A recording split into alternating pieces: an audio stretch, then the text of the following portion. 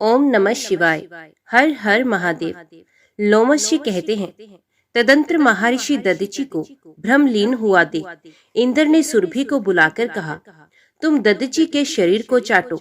बहुत अच्छा कहकर सुरभि ने तत्काल दधीचि के शरीर को चाटना आरंभ किया। उसने सब ओर से चाटकर उस शरीर को मांस रहित कर दिया। तब देवताओं ने भी हड्डियां ले ली और उनके शस्त्र बनाए।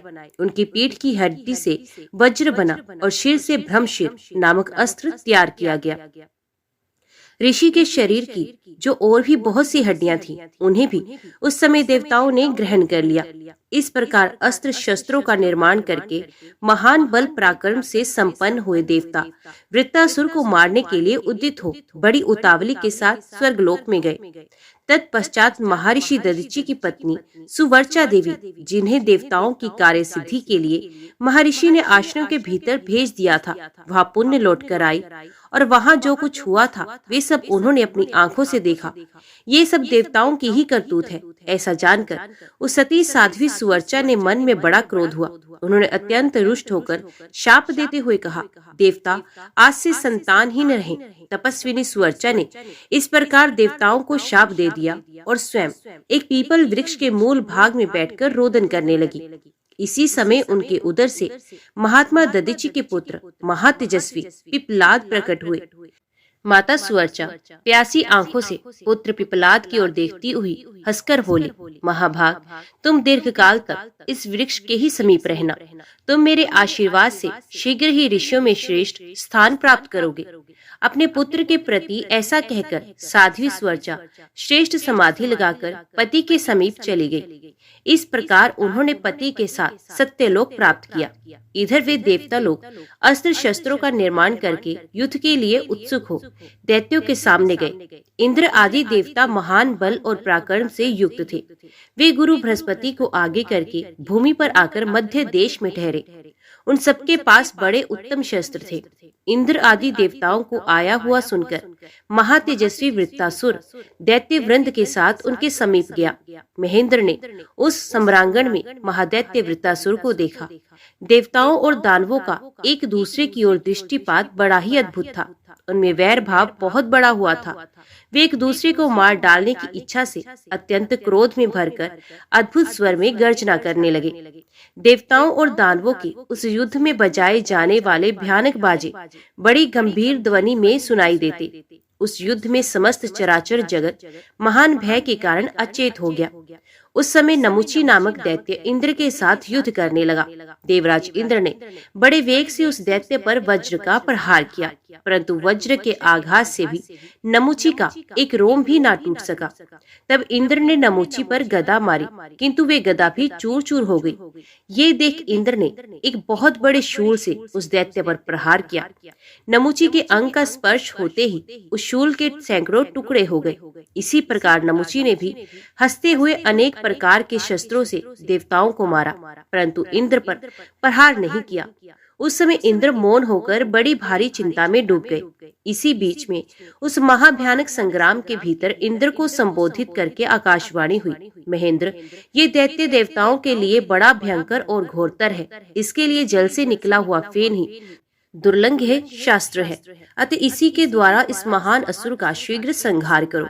दूसरे किसी शस्त्र से आघात करने पर यह असुर कभी मारा नहीं जा सकता। इस मंगलमय देवी वाणी को सुनकर अनंत पराक्रम वाले इंद्र समुद्र के तट पर गए और फेन प्राप्त करने के लिए प्रयास करने लगे। इंद्र को समुद्र तट पर आया हुआ देख नमुची क्रोध से मूर्छित हो उठा और शूल से आघात करके उन्होंने कटु वचन सुनाने लगा। तब इंद्र ने भी क्रोध में भरकर अद्भुत फेन ग्रहण किया और उस फेन का प्रहार करके महादैत्य नमुची को मार गिराया। इस प्रकार नमुची के मारे जाने पर सब देवता और ऋषि साधुवाद देते हुए इंद्र के प्रति सम्मान प्रकट करने लगे। इसी समय महातेजस्वी वृत्तासुर इंद्र के समीप आया। वृत्तासुर को देखकर सब देवता और मनुष्य महान भय से युक्त हो पृथ्वी पर गिर पड़े। तब प्रतापी इंद्र हाथ में वज्र लिए ऐरावत हाथी पर आरूढ़ हुए। सब देवता प्रतापी लोकपालों के साथ युद्ध के लिए एकत्रित हो गए, परंतु वित्तासुर को देखकर ही सब लोकपाल अपने स्वामी इंद्र सहित भयभीत हो गए। अतः वे भगवान शिव की शरण में गए, महेंद्र विजय के इच्छुक से। अतः उन्होंने गुरु बृहस्पति के बताए अनुसार बड़े विश्वास के साथ तत्काल ही विधि पूर्वक शिवलिंग का पूजन किया। फिर उदार बुद्धि वाले बृहस्पति जी इंद्र से इस प्रकार बोले, देवराज, कार्तिक मास के शुक्ल पक्ष में शनिवार के दिन यदि पूरी त्रयोदशी मिले तो ये समझना चाहिए कि मुझे सब कुछ प्राप्त हो गया। उस दिन प्रदोष काल में सब कामनाओं की सिद्धि के लिए लिंग रूपधारी भगवान सदाशिव का पूजन करना चाहिए। दोपहर के समय स्नान करके तिल और आंवले के साथ गंध पुष्प और फल आदि के द्वारा शिव जी की पूजा करें। फिर प्रदोष काल में स्थावर लिंग का पूजन करें। गांव से बाहर जो शिवलिंग स्थित है उसके पूजन का फल ग्राम की अपेक्षा 100 गुना अधिक है। उससे भी 100 गुना अधिक महात्म्य उस शिवलिंग के पूजन का है जो वन में स्थित है। वन की अपेक्षा भी 100 गुना पुण्य पर्वत पर स्थित शिवलिंग के पूजन का है। पर्वतीय शिवलिंग की अपेक्षा तपोवन में स्थित शिवलिंग के पूजन का फल 10,000 गुना अधिक है। वे महान फलदायक है। अतः विद्वानों को इस विभाग के अनुसार शिवलिंग का पूजन करना चाहिए और तड़ाग आदि तीर्थों में विधिवत स्नान आदि करना चाहिए। मिट्टी के 5 पिंड निकाले और बिना किसी बावड़ी में स्नान करना शुभ कारक नहीं है। कुएं से अपने हाथ से जल निकालकर स्नान नहीं करना चाहिए। रस्सी आदि की सहायता से किसी पात्र में जल निकालकर ही स्नान करना चाहिए। पोखरे में से मिट्टी के 10 पिंड निकालकर ही स्नान करना चाहिए। नदी में स्नान करना सबसे उत्तम है। यदि कोई बड़ी नदी मिल जाए तो उसमें नहाना और भी उत्तम है। सब तीर्थों में गंगा स्नान सर्वोत्तम है। प्रदोष काल में स्नान करके मौन रहना चाहिए। भगवान सदाशिव के समीप 1000 दीपक जलाकर प्रकाश करना चाहिए। इतना संभव ना हो तो 100 अथवा 32 दीपों से भी भगवान के समीप प्रकाश किया जा सकता है। शिव की प्रसन्नता के लिए घी से दीपक जलाना चाहिए। इसी प्रकार फल, धूप, नैवेद्य, गंध और पुष्प आदि षोडश उपचारों से लिंग रूपी भगवान सदाशिव की प्रदोष काल में पूजा करनी चाहिए। ये भगवान संपूर्ण मनोरथों को सिद्ध करने वाले हैं। यदि जल हरि का जल ना उल्लांघना पड़े तो पूजन के पश्चात भगवान शिव की 108 परिक्रमा करनी चाहिए। फिर यत्न पूर्वक 108 बार ही नमस्कार भी करना चाहिए। इस प्रकार परिक्रमा और नमस्कार से भगवान सदाशिव को प्रसन्न करना उचित है। तत्पश्चात 100 नामों से विधि पूर्वक भगवान रुद्र की स्तुति करनी चाहिए। रुद्र, नील, भीम और परमात्मा को नमस्कार है। कपर्दी, सुरेश्वर तथा आकाश रूप केश वाले श्री व्योमकेश को नमस्कार है, जो अपनी ध्वजा में वृषभ का चिन्ह धारण करने के कारण वृषभ ध्वज है। उमा के साथ विराजमान होने से सोम है। चंद्रमा के भी रक्षक होने से सोमनाथ है। उन भगवान शंभु को नमस्कार है। संपूर्ण दिशाओं को वस्त्र रूप में धारण करने के कारण जो दिगंबर कहलाते हैं। भजनीय तेज स्वरूप होने से जिनका नाम भर्ग है, उन उमाकांत को नमस्कार है। जो तपोमय भव्य शिव श्रेष्ठ विष्णु रूप व्याल प्रिय व्याल तथा सर्पों के पालक हैं, उन भगवान को नमस्कार है। जो महीधर, व्याघ्र, पशुपति, त्रिपुर नाशक, सिंह स्वरूप, शार्दुल रूप और यज्ञ में है, उन भगवान शिव को नमस्कार है। जो मत्स्य रूप मत्स्यों के स्वामी सिद्ध तथा परमेष्टि हैं, जिन्होंने कामदेव का नाश किया है। जो ज्ञान स्वरूप तथा बुद्धि वृत्तियों के स्वामी हैं, उनको नमस्कार है। जो कपोत, विशिष्ट, शिष्ट तथा सर्वात्मा है, उन्हें नमस्कार है। जो वेद स्वरूप वेद को जीवन देने वाले तथा वेदों में छुपे हुए गूढ़ तत्व को, उनको नमस्कार है। जो दीर्घ रूप दीर्घात स्वरूप अथवा अविनाशी है, जिनमें ही संपूर्ण जगत की स्थिति है तथा जो सर्वव्यापी व्योम रूप है, उन्हें नमस्कार है। जो गजासुर के महान काल है, जिन्होंने अंधकासुर का विनाश किया है। जो नील, लोहित और शुक्ल रूप है तथा चंड मुंड नामक पार्षद जिन्हें विशेष प्रिय है, उन भगवान शिव को नमस्कार है। जिनको भक्ति प्रिय है, जो स्तुतिमान देवता हैं, ज्ञाता और ज्ञान है, जिनके स्वरूप में कभी कोई विकार नहीं होता।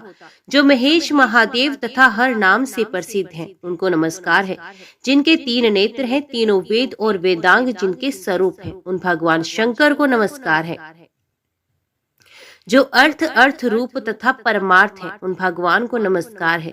जो संपूर्ण विश्व की भूमि के पालक विश्व रूप विश्वनाथ शंकर काल तथा काल व्यव रूप है, उन्हें नमस्कार है।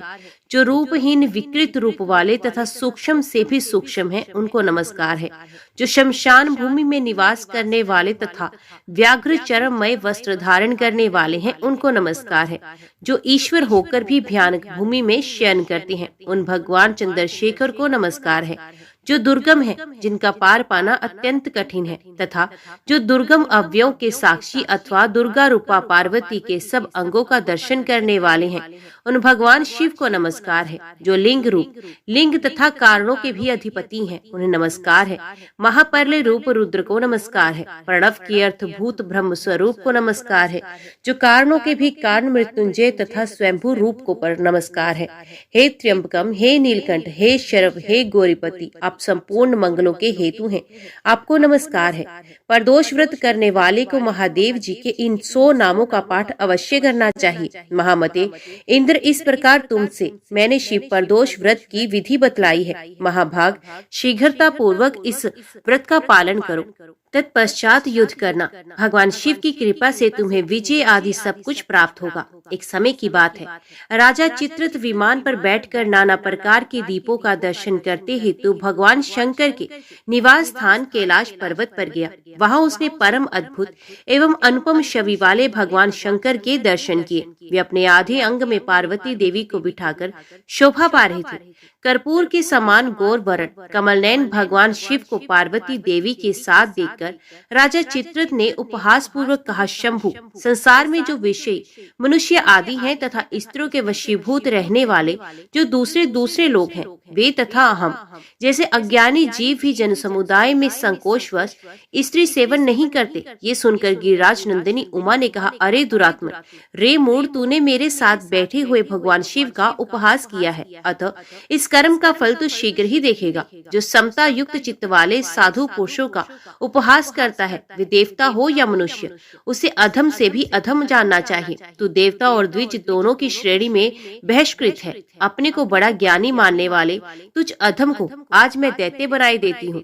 पार्वती देवी के इस प्रकार शाप देने पर राजाओं में श्रेष्ठ चित्ररथ सहसा स्वर्ग से नीचे गिर पड़ा। वही इस समय आसुरी योनि में आकर वृत्तासुर के नाम से प्रसिद्ध हुआ है। विश्वकर्मा की भारी तपस्या से युक्त होने के कारण इस समय वृत्तासुर अजय बतलाया जाता है। इसलिए तुम प्रदोष काल में विधि पूर्वक भगवान शंकर की पूजा करके देवताओं का कार्य सिद्ध करने के लिए महादैत्य वृत्तासुर का वध करो। गुरु बृहस्पति जी की ये बात सुनकर इंद्र ने कहा, भगवान, इस समय मुझे इस प्रदोष व्रत के उद्यापन की विधि बताइए। बृहस्पति जी ने कहा, कार्तिक मास आने पर शनिवार के दिन यदि पूरी त्रयोदशी हो तो ये व्रत की सिद्धि के लिए अति उत्तम है। आज वे तिथि सवत प्राप्त है। इसमें चांदी का वृषभ बनाना चाहिए। उस वृषभ की पीठ पर सुंदर सिंहासन रखना चाहिए। उस सिंहासन पर उमाकांत भगवान शिव की स्थापना करनी चाहिए। भगवान के 3 नेत्र, 5 मुख और 10 भुजाएं हैं। उनके आधे अंग में सती साध्वी पार्वती का निवास हो। इस प्रकार उमा और महेश्वर की स्वर्णमयी प्रतिमा बनानी चाहिए। उस प्रतिमा को वृषभ की पीठ पर वस्त्र से ढके हुए तांबे के पात्र में स्थापित करके रात्रि में श्रद्धा और विधि के साथ जागरण करना चाहिए। पहले यत्न पूर्वक प्रतिमा को पंचामृत से स्नान कराना चाहिए। देवराज, मैं पूजा के मंत्र बताता हूँ, सुनो।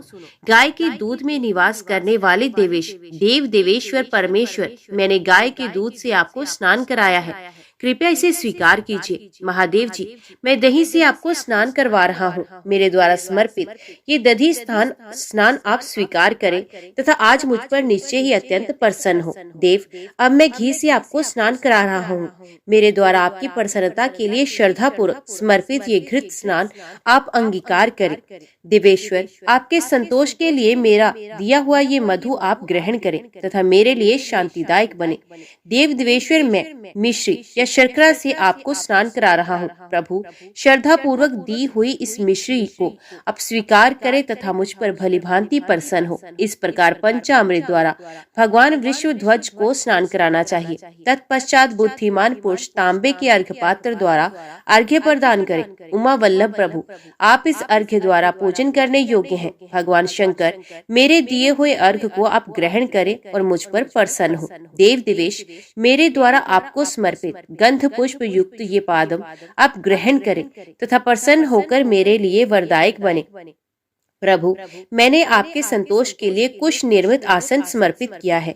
देवेश्वर, आप मेरे लिए सदा वरदायक बने रहें। प्रभु विश्वेश्वर, मैंने आपको ये आचमनार्थ जल समर्पित किया है। परमेश्वर, आप इसे ग्रहण करें और आज मुझ पर प्रसन्न हो जाए। प्रभु, ये स्वर्ण रंग का यज्ञोपवीत मैंने आपकी सेवा में प्रस्तुत किया है। ये ब्रह्म ग्रंथि से युक्त है तथा ब्रह्म कर्म में लगने वाला है। महादेव जी, मैंने ये चादर सहित परम सुंदर वस्त्र आपको भेंट किया है। आप इसे ग्रहण करें और मुझे आयु प्रदान करें। देव शंभु, मैंने आपको बड़ी भक्ति से सुगंधित चंदन समर्पित किया है। सबके जन्मदाता भगवान शिव, आप मुझे उत्तम गंध से युक्त करें। परमेश्वर, सब प्रकार की औषधियों से संपन्न तथा बहुत ही विशिष्ट बनी हुई ये धूप आपकी सेवा में समर्पित है। मेरी शांति के लिए आप इसे ग्रहण करें। शंभु, मैंने घी से जलाया हुआ ये उत्तम दीप आपकी सेवा में प्रस्तुत किया है। देवेश्वर, आप इसे ग्रहण करें और मेरे लिए ज्ञानदाता बने। परमेश्वर, मेरी दी हुई ये दीप माला आप ग्रहण करें तथा इस आरती उतारने से संतुष्ट होकर आप मुझे तेज प्रदान करें। इसी प्रकार फल, दीप आदि तथा नैवेद्य और तांबूल आदि सामग्रियां क्रमश चढ़ाकर विधिज्ञ पुरुष भगवान शिव की पूजा करें तथा रात्रि में यत्न पूर्वक जागरण करें। अपने घर में या देवालय में चंदोवा तनाकर अद्भुत सामग्रियों से सजा हुआ एक मंडप बनाएं। उसमें गीत, वाद्य और नृत्य के द्वारा भगवान सदाशिव की पूजा करें। इंद्र प्रदोष व्रत के उद्यापन की ये विधि है। विधिज्ञ पुरुष को चाहिए कि वे अपने संपूर्ण कार्यों की सिद्धि के लिए इसी प्रकार से सब कुछ करें। गुरु बृहस्पति जी ने कुछ बताया, उसके अनुसार इंद्र ने सब विधि का पालन भी किया। नमोची के मारे जाने पर सब देवता हर्ष और उत्साह में भर गए। उनका दैत्यों के साथ घोर युद्ध हुआ। देवताओं और दैत्यों का संहार करने वाले उस घोर संग्राम में अत्यंत भयंकर तथा मर्यादा का उल्लंघन करने वाले द्वंद्व युद्ध होने लगा। इसी समय पूर्वोक्त प्रकार से भगवान शंकर की आराधना करके इंद्र भी युद्ध में लग गए। उन्होंने देवताओं को साथ लेकर वृत्रासुर का पीछा किया। व्योमासुर ने यमराज के साथ तथा तीक्ष्ण कोपन ने अग्नि के साथ युद्ध आरंभ किया। वायु के साथ धूम और नैतित्र के साथ अति कोपन लड़ने लगा। कुबेर के साथ कुष्मांड तथा ईश के साथ दुस्सह भिड़ गया। इनके सिवा और भी बहुत से महाबली दैत्य देवताओं के साथ द्वंद्व युद्ध करने लगे। उन्होंने गदा, पटिश, खड्ग, शक्ति, तोमर, मुदगर, इष्ट, बिंदी, पाल, पास, प्रास तथा मुष्टिक आहार आदि से प्रहार किया। उसी प्रकार देवता भी दधीचि की हड्डियों से बने हुए उत्तम अस्त्र शस्त्रों द्वारा असुरों को विदीर्ण करने लगे। देवताओं की मार खाकर दैत्य पुण्य पराजय को प्राप्त हुए। उन्हें भयभीत देखकर वृत्रासुर ने समझाया, वीरों, युद्ध स्वर्ग का द्वार है, इसका त्याग कदापि नहीं करना चाहिए। जिनकी संग्राम में मृत्यु होती है वे परम पद को प्राप्त होते हैं। विद्वान पुरुष जहाँ कहीं भी संभव हो संग्राम में मृत्यु की अभिलाषा करते हैं। जो लोग युद्ध छोड़कर भागते हैं वे निश्चय ही नरक में पड़ते हैं। महापात की मनुष्य भी यदि गो, ब्राह्मण, भृत्य, कुटुंब तथा स्त्री की रक्षा के लिए हाथ में शस्त्र लेकर युद्ध करे तो वे शस्त्रों के आघात से घायल हो जाए अथवा युद्ध स्थल में ही प्राण त्याग दे तो उन्हें निश्चय ही उत्तम लोक की प्राप्ति होती है। वे ज्ञानियों के लिए भी दुर्लभ उत्कृष्ट पद को प्राप्त कर लेते हैं। अतः तुम लोगों को अपने स्वामी के कार्य साधन में पूर्ण तत्पर रहकर युद्ध करना चाहिए। वृत्त के इस प्रकार समझाने पर असुरों ने उसकी आज्ञा शिरोधार्य की और देवताओं के साथ ऐसा घमासान युद्ध आरंभ किया जो संपूर्ण लोगों के लिए भयंकर था। इधर मारने की इच्छा से इंद्र को आते देख वृत्रासुर ठठा कर हंसने लगा। उसका यह ठास इंद्र को भी भयभीत कर देने वाला था।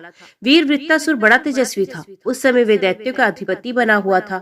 उसके मन में सुरश्रेष्ठ इंद्र को निगल जाने की इच्छा हुई और वे बहुत बड़ा मुंह फैलाकर इंद्र की और बड़ा समीप आने पर उसने ऐरावत हाथी, वज्र और किरीट सहित इंद्र को सहसा निगल लिया और वे नाचने तथा गर्जने लगा। पलक मारते मारते इंद्र वृत्रासुर के ग्रास बन गए। वहां उपस्थित रहकर ये दुर्घटना देखने वाले देवताओं में बड़ा हाहाकार मचा। धरती कांप उठी, हजारों उल्कापात होने लगे तथा संपूर्ण चराचर जगत में अंधकार छा गया। उस समय सब देवता चिंतामग्न हो ब्रह्मा जी के पास गए और वृत्रासुर की सारी करतूत उन्होंने ब्रह्मा जी से कह सुनाई। सुनकर लोक पितामह ब्रह्मा ने चित्त को भली भांति एकाग्र करके भगवान शंकर का स्तवन किया। उसी समय आकाशवाणी हुई, इंद्र ने प्रदोष व्रत का अनुष्ठान करते समय कुछ विपरीत कार्य कर डाला है। जो मूर्ख शिव निर्माल्य, अर्घा, शिवलिंग की छाया तथा देव मंत्र का लंघन करते हैं वे शिव गणों में प्रधान चंडेश को के द्वारा दंडनीय होते हैं। इसमें तनिक भी संदेह नहीं। इसलिए लिंग पूजन पूर्वक प्रदक्षिणा और नमस्कार करने से अवश्य कल्याण होता है। ऐसी उत्तम बुद्धि रखकर प्रयत्न पूर्वक लिंग पूजन करना चाहिए। कनेर मदार भटकटिया धतूर शतपत्र अमलतास पुन्नाग मोल सिरी नागकेसर नील कमल कदम आक तथा नाना प्रकार के कमल आदि पुष्प तीनों काल में सदा पवित्र जानने चाहिए। चमेली बेला सेवती शाम पुष्प कुटज कर्णिकार कुसुम्भ लाल कमल ये पुष्प विशेषत सायकाल में शिवलिंग पूजन के लिए श्रेष्ठ बताए गए हैं। कमल के फूल तीनों काल में पवित्र माने गए हैं। रात्रि में केवल कुमुद के फूल विशेष पवित्र बताए गए हैं। इस प्रकार पूजा भेद को जानकर शिवलिंग का पूजन करना चाहिए। विधिज्ञ पुरुषों को शिवालय में सदा शास्त्रीय विधि का पालन करना चाहिए। शिवलिंग और नंदिकेश्वर के बीच में होकर अथवा अर्घांतर की परिक्रमा नहीं करनी चाहिए। यदि कोई करता है तो पाप का भागी होता है। इस इंद्र ने राज्य स्वभाव का आश्रय लेकर वैसी ही प्रदक्षिणा की है, इसलिए इसका किया हुआ सब कुछ निष्फल हो गया और यही कारण है कि आज वृत्तासुर ने इंद्र को अपना ग्रास बना लिया। देवताओं, अब तुम ही लोग महारुद्र विधान के अनुसार शिवलिंग पूजन करो, जिसे इंद्र शीघ्र ही छुटकारा पा सके। आकाशवाणी के कथनानुसार देवताओं ने प्रतिदिन भगवान शंकर का पूजन और दशांश हवन आरंभ किया। तब देवराज इंद्र भगवान शिव के प्रसाद से सहसा वृत्तासुर का पेट फाड़कर बाहर निकल आए। हाथी वज्र किरीट और कुंडल सहित परम शोभा संपन्न महातेजस्वी इंद्र को देखकर सब देवता गंधर्व अप्सरा यक्ष तथा ऋषि मुनि बड़े प्रसन्न हुए। देवताओं की दुदुम्बियां बजने लगी, अनेक शंखों की ध्वनि होने लगी। इंद्र के संकट मुक्त होते ही समस्त देवलोक निवासियों में एक ही साथ महान हर्षोल्लास छा गया। इंद्र जहाँ संकट मुक्त हुए थे वहाँ शची देवी भी आ पहुंची। महर्षियों ने शची के साथ इंद्र का अभिषेक किया तथा सबने यत्न पूर्वक उनके लिए पुण्य वाचन किया। विप्रवरों, इस प्रकार जब महर्षियों ने इंद्र का अभिषेक किया तब इस पृथ्वी पर अधिकाधिक मंगल उत्सव होने लगे। इंद्र के वज्र से विदीर्ण किया हुआ वृत्तासुर का अत्यंत अद्भुत शरीर वहीं गिरकर मेरुगिरु के शिखर की भांति सुशोभित होने लगा। उसी भूमि में ब्रह्म हत्या है जहाँ वृत्तासुर का भयानक शरीर गिरा था। गंगा और यमुना के बीच में जो भूमि है जिसे अंतर्वेदी कहते हैं, वे पुण्य भूमि बताई गई है। वे लोक पावन भूमि सर्वत्र प्रसिद्ध है। वृत्तासुर के वध से उत्पन्न होने वाली ब्रह्म हत्या जिस देश में प्रविष्ट हुई वे पापी बताया गया है। उस मलभूमि में वृत्तासुर का महान मस्तक पड़ा था, जिसे इंद्र आदि देवताओं ने 6 महीने में काटा है। इस प्रकार वृत्तासुर का वध करके इंद्र ने विजय प्राप्त की और वे शचीनाथ निर्भय होकर इंद्रासन पर विराजमान हुए। लोमशी कहते हैं, इसी बीच में दैत्यों ने पाताल निवासी राजा बलि के पास आकर इंद्र की सारी चेष्टाएं कह सुनाई। उनकी ये बात सुनकर उदार बुद्धि वाले विरोचन पुत्र बलि ने शुक्राचार्य से पूछा, भगवान इंद्र किस प्रकार हमारे अधीन हो सकते हैं? शुक्राचार्य ने उत्तर दिया, दैत्यराज, तुम विश्वजित नामक यज्ञ करो। यज्ञ के बिना कार्य सिद्ध नहीं होगा, ऐसा ही करूंगा। यूं कहकर उनकी आज्ञा शिरोधार्य करने के पश्चात दैत्यराज बलि ने यज्ञ करने का विचार किया। बलि का हृदय बड़ा उदार था। उन्होंने यज्ञ के लिए जो जो पदार्थ आवश्यक थे उन सबका यत्न पूर्वक संग्रह किया। महामना शुक्र ने वे महायज्ञ आरंभ किया।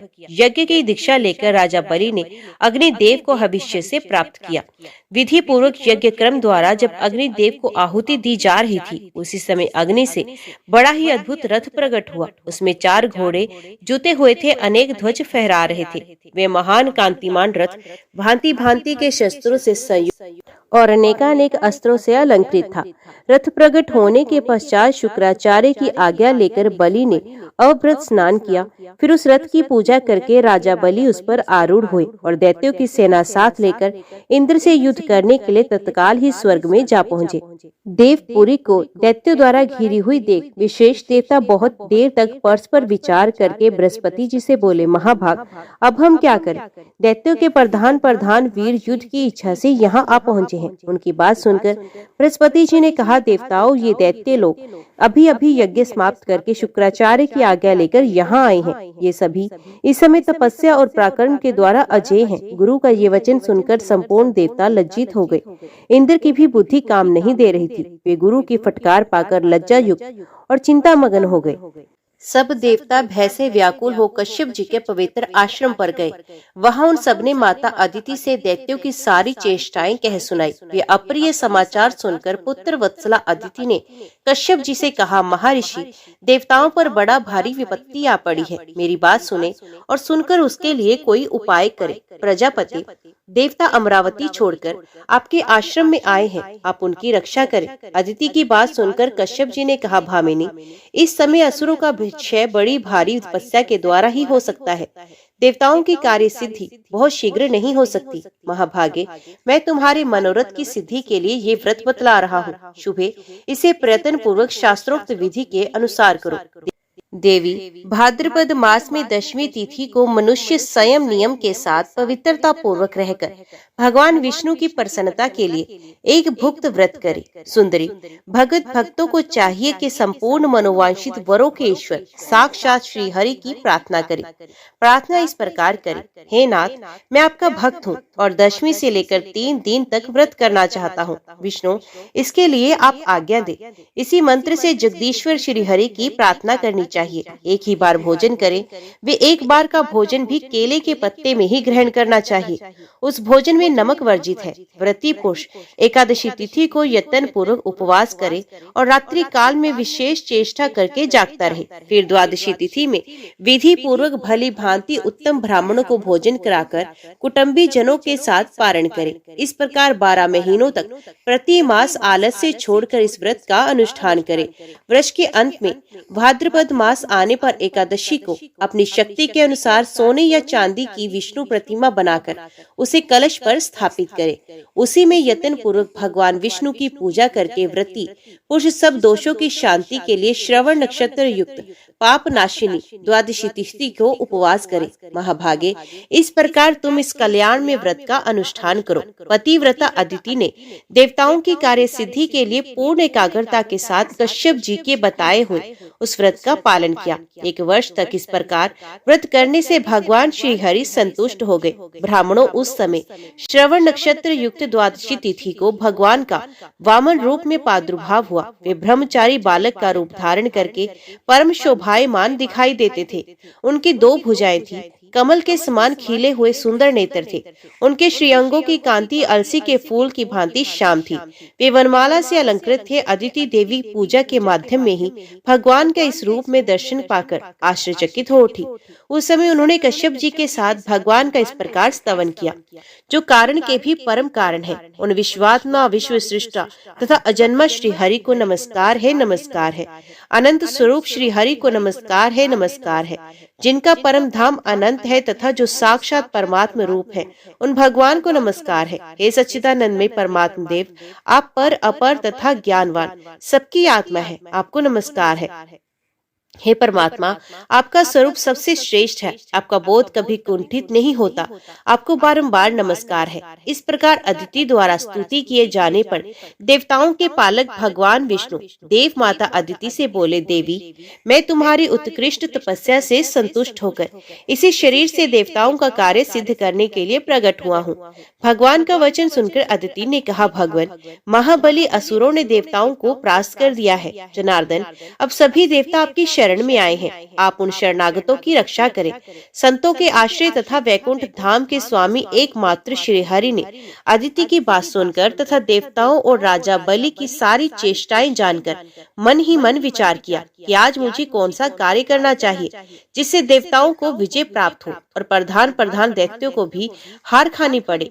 उधर बलि आदि असुरों को ये मालूम नहीं था कि देवता नाना प्रकार के रूप धारण करके स्वर्ग से निकलकर कश्यप जी के आश्रम पर चले गए हैं।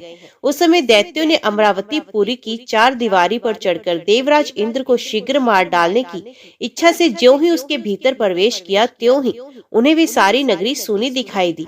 तब शुक्राचार्य ने महाभिषेक की विधि से असुरों द्वारा घिरे हुए राजा बलि को इंद्र के सिंहासन पर बिठा दिया। इस प्रकार स्वर्गलोक के राज्य पर प्रतिष्ठित हुए विरोचन कुमार बलि वहां की उत्तम विभूति के द्वारा महेंद्र से भी अधिक शोभायमान हुए। ऋषि ऋषि, अप्सरा, गंधर्व, किन्नर, नाग तथा असुर समुदाय इंद्र की ही भांति उनकी सेवा करने लगे। संपूर्ण प्राणियों में दान की दृष्टि से राजा बलि ही सबसे बढ़कर दाता है। याचक जिन जिन कामनाओं को प्राप्त करने की इच्छा करते, दानवराज बलि संपूर्ण याचकों को वही वही वस्तु प्रदान करते थे। शौनक जी ने पूछा, महाभाग सूत जी, देवराज इंद्र तो स्वर्ग में रहकर कभी दान नहीं देते हैं, राजा बलि कैसे दाता हुए? ये सब यथार्थ रूप से बताइए। लोमश जी बोले, ब्राह्मणों, इंद्र पहले जन्म में याज्ञिक रहे हैं। उन्होंने 100 अश्वमेघ यज्ञों का अनुष्ठान करके अमरावतीपुरी का राज्य प्राप्त किया था। अब वे केवल भोग लोलुप पर रह गए हैं। अभीष्ट फल पाने के पश्चात इंद्र में कृपणता आ गई है। आज जो इंद्र है वही वे कभी कीड़ा हो सकता है तथा पहले का कीट इंद्र के रूप में उत्पन्न हो जाता है। इस विषय में दान से बढ़कर दूसरा कोई ऐसा साधन नहीं है। दान से ज्ञान प्राप्त होता है, ज्ञान से मोक्ष, और इसमें संशय नहीं। अब विरोचन पुत्र बलि ने पूर्व जन्म में जो कुछ किया था उसे सुनो। प्राचीन काल में देवताओं और ब्राह्मणों की निंदा करने वाला एक महापापी ज्वारी था। वे सदा पराई स्त्रियों में आसक्त रहता था। एक दिन उसने कपटपूर्ण जुए के द्वारा बहुत धन जीता। फिर अपने हाथों से पान का तिकोना पीड़ा बनाकर तथा गंध और माला आदि सामग्री जुटाकर एक वैश्य को भेंट देने के लिए वे उसके घर की ओर दौड़ा। रास्ते में उसके पैर लड़खड़ा गए और उसी समय वे पृथ्वी पर गिर पड़ा। गिरने पर क्षण भर के लिए उसे मूर्छा आ गई। जब मूर्छा दूर हुई तब पूर्व जन्म के किसी पुण्य के प्रभाव से उसके मन में सद्बुद्धि उत्पन्न हुई।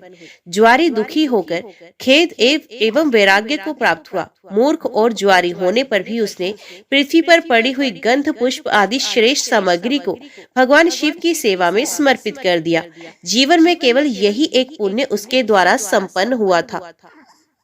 मृत्यु के बाद जब यमराज के दूत उसे यमलोक ले गए, तब उस पापी से सबको भय देने वाले यमराज ने कहा, ओ मूर्ख, तू अपने पाप के कारण बड़े बड़े नरकों में यातना भोगने के योग्य है। उसने कहा, यमराज, यदि मेरा कोई पुण्य भी हो तो उसका भली भांति विचार कर लीजिए।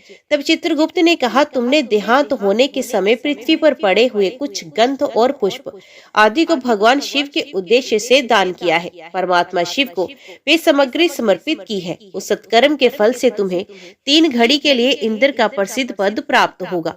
चित्रगुप्त की बात सुनकर ज्वारी ने कहा, मैं सबसे पहले अपना शुभ कर्म भोगूंगा। उसके ऐसा कहने पर उदार बुद्धि वाले बृहस्पति जी संपूर्ण देवताओं के साथ तत्काल वहां आ पहुंचे और उस ज्वारी को ऐरावत हाथी पर चढ़ाकर इंद्र भवन में ले गए। वहां पवित्र आत्मा बृहस्पति ने इंद्र को समझाया, देवराज, तुम मेरी आज्ञा से इस ज्वारी को 3 घड़ी के लिए अपने सिंहासन पर बिठाओ। गुरु की बात मानकर इंद्र उदासीन भाव से राज्य छोड़कर अन्यंतर चले गए। तदंतर ज्वारी को देवराज के भवन में पहुंचाया गया। तब ज्वारी ने वहां दान करना आरंभ किया। महादेव जी के उस प्रिय भक्त ने ऐरावत हाथी अगस्त्य को दे दिया। उसकी बुद्धि बड़ी उदार थी। उसने उच्च श्रवा नामक घोड़ा विश्वामित्र को दे दिया। उसका महान यश फैला हुआ था। उसने कामधेनु गाय महर्षि वशिष्ठ को दे दी और चिंतामणि नामक रत्न गालव मुनि को समर्पित कर दिया। उस महातेजस्वी दाता ने कल्प वृक्ष उठाकर कौंडिन्य मुनि को दे दिया। ज्वारी होकर भी वे बड़ा भाग्यशाली था। उसने भगवान शंकर की प्रसन्नता के लिए वैसे वैसे अनेक प्रकार के रत्न ऋषि मुनियों को सहर्ष दान कर दिए। जब तक 3 घड़ी पूरी नहीं हुई तब तक वे दान देता ही रहा। 3 घड़ी के बाद वे फिर स्वर्ग चला गया। इंद्र अमरावती के सिंहासन पर बैठकर बृहस्पति जी से इस प्रकार बोले, गुरुदेव, ऐरावत हाथी नहीं दिखाई देता। यही दशा उच्च श्रवा नामक घोड़े की भी है। पारिजात आदि सभी पदार्थ किसी ने चुरा लिए हैं। तब बृहस्पति जी बोले, ज्वारी ने यहाँ आकर महान कर्म किया।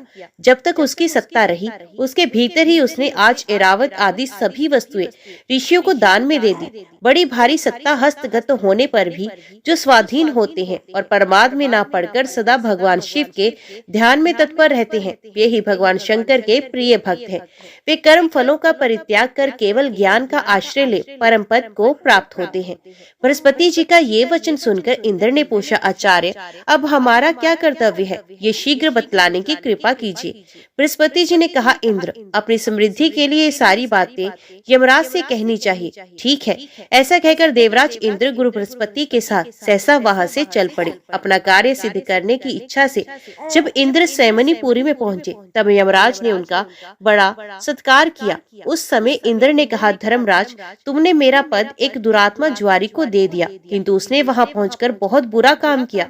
तुम सच मानो उसने मेरे सभी रत्न इन ऋषियों को दान कर दिए। तब तुम सब कुछ जानते हो, फिर भी एक ज्वारी को मेरा स्थान कैसे दे दिया? तब धर्मराज ने इंद्र से इस प्रकार कहा, तुम बड़े बड़े देवेश्वरों के राजा हो, बूढ़े हो गए हो, किंतु अभी तक तुम्हारी राज्य विषय तक आसक्ति दूर नहीं हुई। केवल 100 यज्ञों का अनुष्ठान करके एक ही जन्म के उपार्जित पुण्य का फल यहाँ तुमने प्राप्त किया, परंतु ज्वारी ने तुम्हारी अपेक्षा महान पुण्य का उपार्जन किया है। अब धन देकर या चरणों में मस्तक झुकाकर अगस्त्य आदि सभी मुनियों की प्रार्थना करके तुम्हें अपने ऐरावत आदि रत्न प्राप्त करने चाहिए। बहुत अच्छा कहकर इंद्र अपनी अमरावतीपुरी को चले गए। वहां जाकर संपत्तिशालियों में सबसे श्रेष्ठ इंद्र ने बहुत धन देकर ऋषियों से अपनी वस्तुएं लौटाई। इस प्रकार अपने रत्न पाकर महातेजस्वी इंद्र शची देवी के साथ अपनी पुरी में गए। यमराज ने ज्वारी को पुण्य जन्म दिया।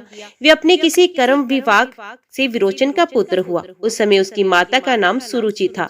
सुरुचि विरोचन की रानी थी। उसके पिता का नाम वृषपर्वा था। वे उदार मन वाला ज्वारी जब सुरुचि के गर्भ में आकर स्थित हुआ, तब से प्रहलाद कुमार विरोचन तथा सुरुचि का मन धर्म और दान में अधिक लगने लगा। उसी ने गर्भ में आकर माता पिता की मति ही उत्तम कर दी। वैसी बुद्धि बड़े बड़े मनुष्यों में के लिए दुर्लभ होती है। विरोचन का पुत्र जब गर्भ में था, उसी समय इंद्र दैत्यराज विरोचन को मारने की इच्छा से भिक्षुक ब्राह्मण का रूप धारण कर उसके घर गए और इस प्रकार बोले, राजन, मुझे अपनी रुचि के अनुसार कुछ दान मिलना चाहिए। याचक की बात सुनकर विरोचन ने हंसते हुए कहा, विप्रवर, यदि आपकी इच्छा हो तो मैं इस समय अपना मस्तक भी दे सकता हूँ। इसके सिवा ये अपना अकंटक राज्य भी आपको समर्पित कर दूंगा। विरोचन के ऐसा कहने पर इंद्र ने सोच विचार कर कहा, महाभाग, मुझे अपना मुकुट मंडित मस्तक उतार कर दे दीजिए। ब्राह्मण रूपधारी इंद्र के ऐसा कहने पर प्रहलाद पुत्र विरोचन ने बड़ी प्रसन्नता के साथ अपने ही हाथ से अपना सर काटकर शीघ्रता पूर्वक इंद्र को दे दिया। 8 प्राणियों को अपनी शक्ति के अनुसार जो कुछ दिया जाता है, वे दान महान पुण्य का हेतु होता है। उसका फल अक्षय बताया जाता है। तीनों लोकों में दान से बढ़कर दूसरी कोई वस्तु नहीं। विरोचन का वे दान दैत्य, नरेंद्र तथा नाग, इन तीनों के लोकों में प्रसिद्ध हो गया। पूर्व जन्म का वे ज्वारी ही विरोचन का महातेजस्वी पुत्र हुआ। पिता के मरने पर जब उसका जन्म हो गया, तब उसकी पतिव्रता माता ने अपना शरीर त्याग दिया और वे तत्काल पति लोक को चली गई। शुक्राचार्य ने उस पुत्र को पिता के सिंहासन पर अभिषिक्त किया। वही महर्षि कुमार लोक में बलि के नाम से विख्यात हुआ। हम ये बात पहले ही बता आए हैं कि राजा बलि से त्रस्त होकर संपूर्ण महाबली देवता कश्यप जी के शुभ आश्रम पर चले गए थे। देवपुरी में यह महायशस्वी बलि जब इंद्र के पद पर प्रतिष्ठित हुए, तब वे अपनी तपस्या से स्वयं ही सूर्य बनकर तपने लगे। स्वयं ही इंद्र अग्नि और वायु का काम भी करने लगे। महात्मा बलि ने धर्मराज के न रहने पर भी धर्मलोक का संचालन किया। वे स्वयं ही ईशान होकर ईशान कोण में विराजमान हुए। वे ही नेतृत्व कोण में पश्चिम में क्रमश नृत्य तथा वरुण हुए। राजा बलि ही उत्तर दिशा में कुबेर बनकर रहने लगे। इस प्रकार वे अकेले ही तीनों लोकों का पालन करते थे। पूर्व जन्म में ज्वारी के रूप में रहकर उन्होंने भगवान शंकर का पूजन किया था। उस पूर्वाभास के ही कारण बलि इस जन्म में भी शिव पूजा और परायण थे और बड़े बड़े दान किया करते थे। एक दिन श्रीमान राजा बलि अपने गुरु शुक्राचार्य के साथ दैत्येंद्रों से घिरे हुए अपनी सभा में बैठे थे।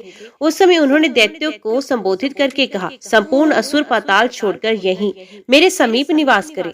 इस कार्य में विलंब नहीं होना चाहिए। ये सुनकर शुक्राचार्य हंस पड़े और बलि को समझाते हुए इस प्रकार बोले, सुव्रत, यदि तुम यहीं आकर निवास करना चाहते हो तो 100 अश्वमेघ यज्ञों द्वारा अग्निदेव की आराधना करो। वे भी यहाँ नहीं, कर्म भूमि भारतवर्ष में उपस्थित होकर करो। इस कार्य में तुम्हें विलंब नहीं करना चाहिए। अच्छा, ऐसा ही करूंगा।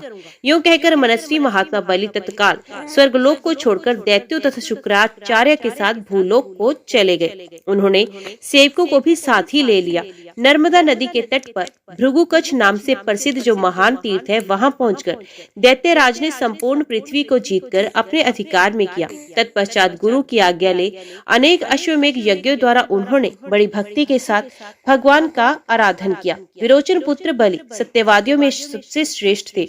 उन्होंने ब्रह्मा और आचार्य का वर्ण करके 16 ऋत्विजों का भी वर्ण किया। फिर महात्मा शुक्र ने भली भांति परीक्षा लेकर बलि को यज्ञ की दीक्षा दी और उनके द्वारा 99 यज्ञ का अनुष्ठान करवाया। तत्पश्चात बलि ने अंतिम अश्वमेघ यज्ञ पूर्ण करने का विचार किया। जब तक उनके 100 यज्ञ पूरे हो उसके पहले ही वो पूर्वोक्त प्रसंग बतला देना चाहते हूँ। पहले कहा जा चुका है कि अदिति देवी ने उत्तम व्रत का अनुष्ठान किया और उस व्रत से संतुष्ट होकर भगवान श्री हरि वामन ब्रह्मचारी के रूप में उनके पुत्र होकर प्रकट हुए। परमेश्वरी ब्रह्मा ने आकर उन्हें यज्ञोपवीत दिया। महात्मा चंद्रमा ने दंडकाश प्रदान किया। परम अद्भुत मृग चर्म और मेघला मंगाई गई। पृथ्वी देवी ने उन्हें चरण पादुका का भेंट किया। इस तरह और लोगों ने भी वट्टु रूपधारी भगवान विष्णु को अन्य आवश्यक वस्तुएं अर्पित की।